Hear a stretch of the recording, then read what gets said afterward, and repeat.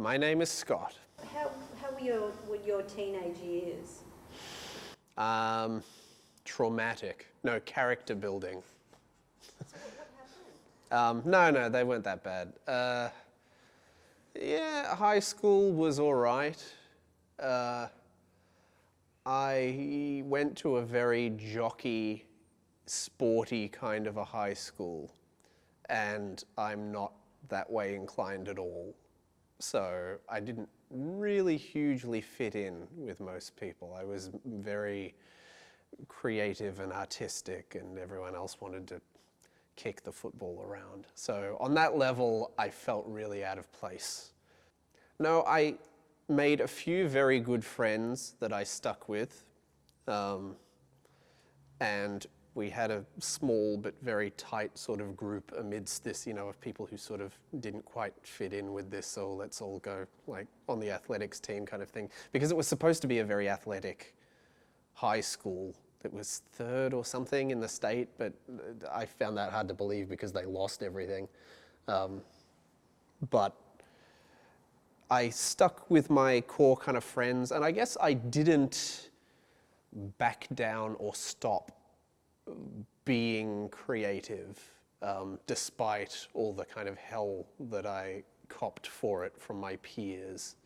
And it wasn't even really any particular kind of choice. Like, it was never like an option to me, like, to not be creative or not want to do film. Yeah, I always like entertained fantasies of like, I would watch TV as a little kid.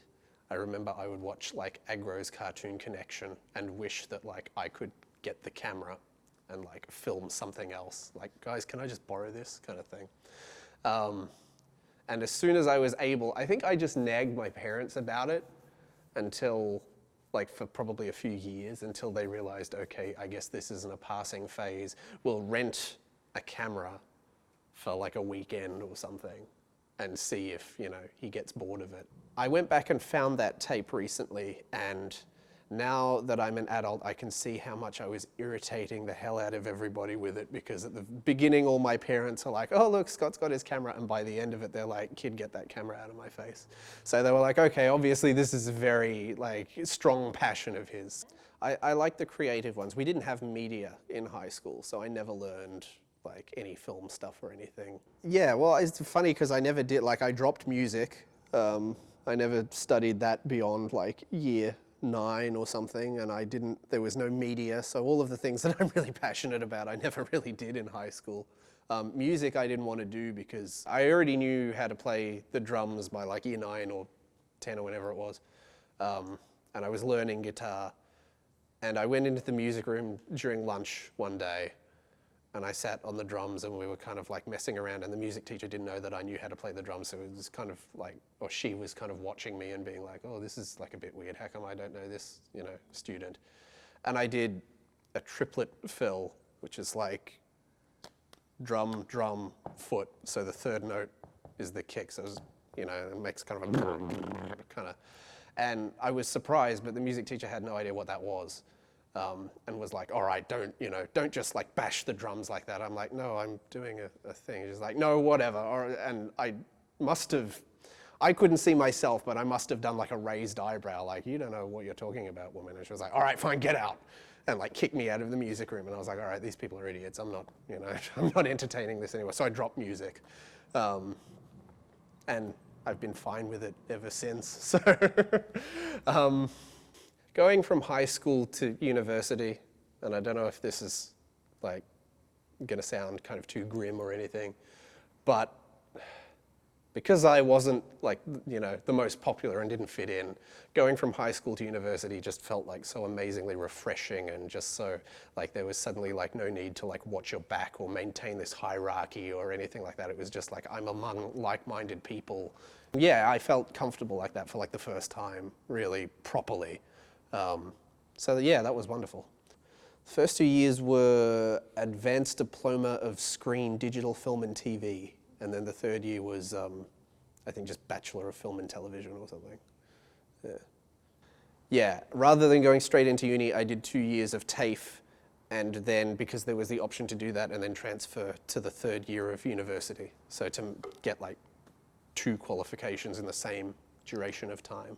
So that was good because TAFE was a lot more hands-on as well anyway. Like we went to, I think only 7 or 10 or 12 or something of us went from TAFE to uni, and we got there and beginning of third year at university. But yeah, like the beginning of third year of uni, we went into a sound design class and the teacher comes in and sits down and he's like, okay, can anyone tell me the difference between mono and stereo? And then gave us like a project brief, which was exactly what we did in first year of TAFE. And we were just like, what the hell have these people been doing for the last 2 years? Like, this is the most basic, like core nothing.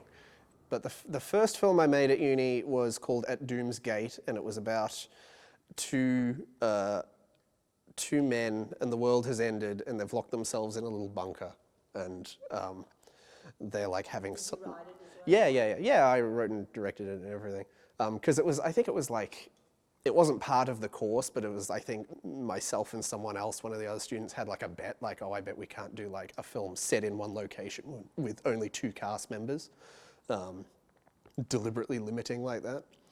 I've done a fair bit of stuff since uni. I've worked on like, let me think. But yeah, I mean, I've worked on TV. Like I did a kids show called Little Lunch, which was quite good. That was on the ABC. And I worked on The Project on Channel 10 for a little bit, which was okay.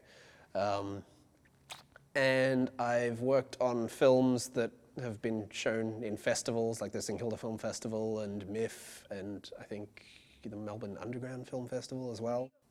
But yeah, I've done all that, and I've done a lot of other stuff, like a lot of other jobs, but you know, my personal loves are always going to be like my own, you know, my pet creative projects, which usually involve either martial arts or a giant monster knocking Melbourne over,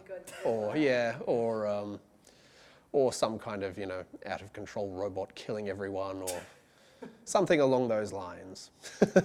Well, yes, apart from obviously film, playing music, all that kind of stuff, I do a bit of programming. I've made a couple of video games. I haven't done that for a long time. I keep like, I write out all these, you know, like I'll be up at night and I'll think, oh, that's a, you know, and I'll design all this stuff, but it's all on paper. And I'm like, I really should like, you know, get up and actually go and do that. But like, it's really not a worthwhile investment of time at the moment because I've got like everything else and actual work. So I'm like, yeah, no, I don't feel like I can devote, you know, my life to. Special message for young people. Persevere. I know everyone says that, but even if you don't feel like you're in your element right now, like I didn't when I was in high school, no matter how bleak it seems, you are eventually going to get to a point in your life where everything makes sense and you're in a comfortable place and you're enabled and able to grow and, you know, things will come to fruition. You'll find your platform. Even if you have to make it yourself out of nothing, you can get there. And it can happen and it will happen. So never give up.